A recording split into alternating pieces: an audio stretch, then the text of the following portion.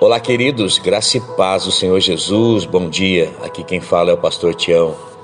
Nessa manhã eu quero continuar a palavra que o Senhor começou a falar conosco no dia de ontem.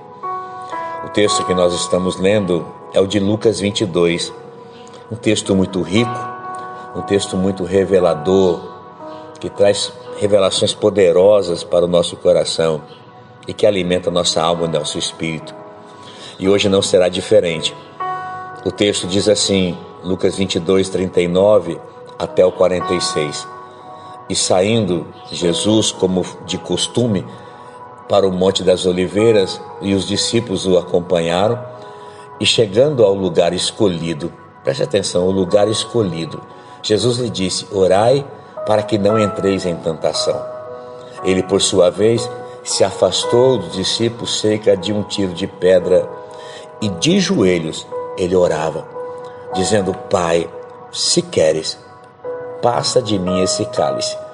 Contudo, não se faça a minha vontade, e sim a tua. Então lhe apareceu um anjo do céu que o confortava, e estando em agonia, ele orava intensamente. E aconteceu que o seu suor, ele se tornou como gotas de sangue, caindo sobre a terra. E levantando-se da oração, Jesus foi ter com os discípulos e os achou dormindo de tristeza. E disse-lhes, por que estáis dormindo? Levantai-vos e orai, para que não entreis em tentação. Ontem nós falamos a respeito de estar nesse ambiente da oração.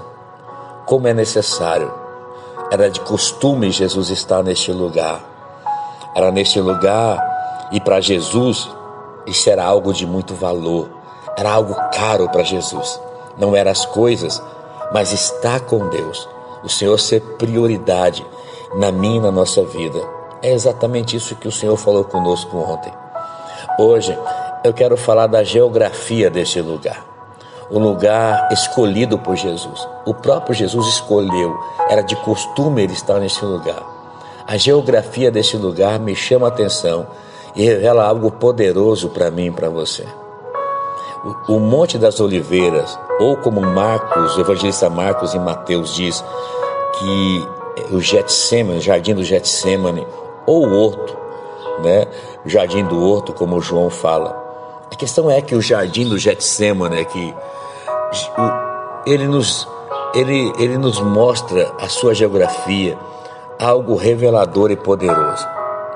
Quando se está no jardim do Getsemane, a visão que você tem, uma das visões que você tem, é do Monte Moriá.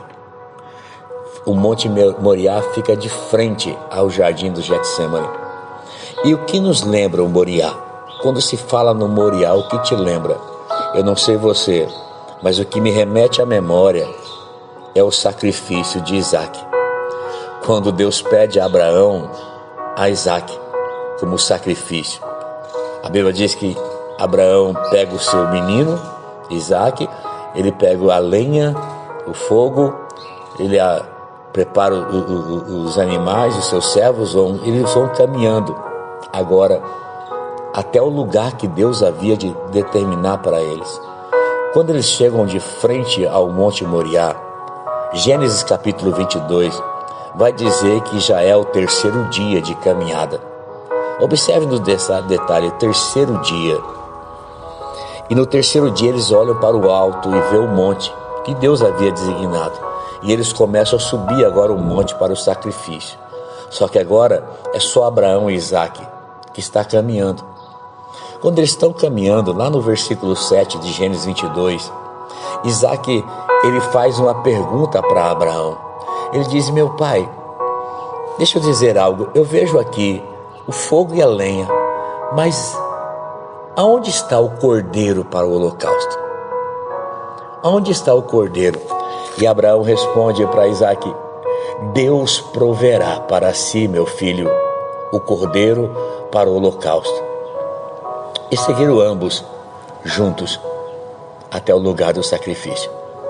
Agora observe que tanto Isaac como Abraão, eles falam do cordeiro. E Abraão ainda diz na resposta para Isaac: Deus proverá para si. Por que para si e não para nós? Abraão, ele já estava tendo o entendimento daquilo que Deus já queria fazer. É interessante que ele sobe o monte, chega ao lugar designado, edifica ali o altar, eles colocam a lenha, ele amarra Isaac, e Isaac agora está deitado no altar. E quando Abraão estende a mão, toma o cutelo para imolar o filho, o versículo 11 diz que bradou uma voz do anjo do Senhor dizendo: Abraão, Abraão. E ele respondeu: eis-me aqui. Então lhe disse: não estenda a mão sobre o rapaz e nada lhe faça, pois agora sei que temes a Deus, porquanto não me negaste o seu filho, o teu único filho. E tendo Abraão erguido os olhos, presta atenção nisso que diz o versículo 13, tendo Abraão erguido os olhos, ele viu atrás de si um carneiro preso pelos chifres entre os arbustos. E tomou Abraão o carneiro e ofereceu o holocausto no lugar do seu filho. Uau! Jesus, quando começou o seu ministério, ele tinha 30 anos de idade. Os 30 anos para o judaísmo é a fase da maturidade. Quando Abraão e Isaac perguntam a respeito do cordeiro, e Abraão fala do cordeiro, que Deus proverá o cordeiro, Abraão estava falando a respeito de um sacrifício. Quando Deus mostra o carneiro, Deus mostra exatamente aquilo que ele iria fazer. Deus mostrou que era o terceiro dia, e Deus mostrou que quem iria sacrificar o cordeiro pela humanidade não seria um cordeiro imaturo, mas seria um carneiro, alguém com maturidade, alguém na fase adulta. O carneiro nada mais é do que o cordeiro na fase adulta. Quando Deus mostra o cordeiro, Deus mostra alguém que sabia exatamente o que estava fazendo para viver o propósito que Deus tinha.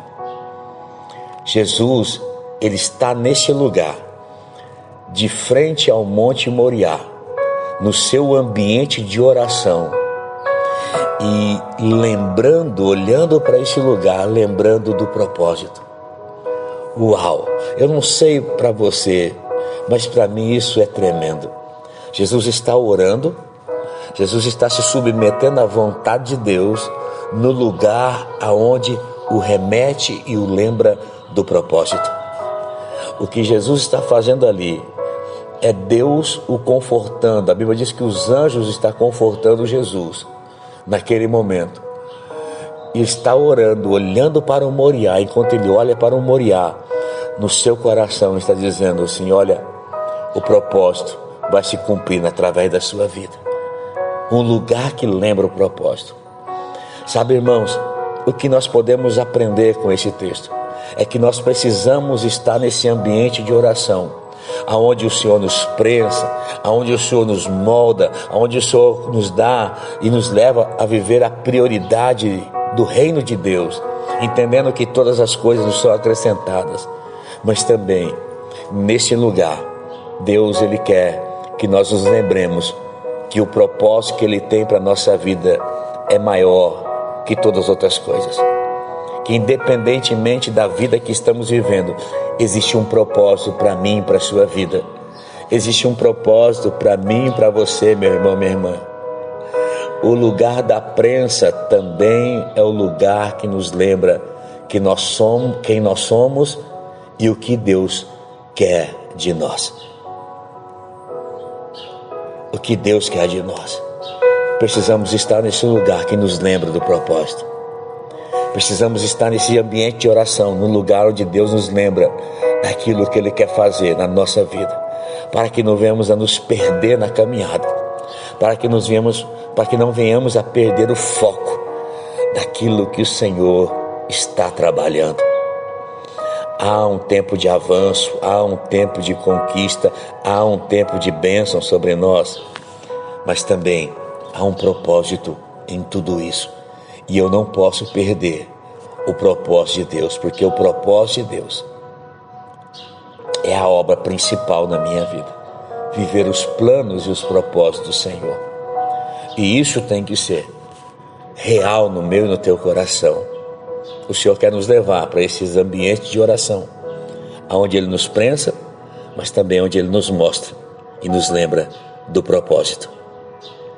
O porquê que Ele está fazendo e aonde Ele quer te levar.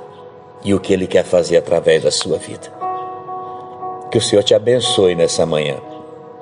Amanhã eu quero concluir a esse texto, se assim o Senhor nos permitir. Que o Senhor te abençoe, que o Senhor te guarde com essa palavra. Que o Senhor faça resplandecer o seu rosto sobre ti, tenha misericórdia de ti e te conceda a graça. Que o Senhor volte para ti o seu rosto e te dê muita, muita paz. Deus abençoe, queridos, no nome de Jesus.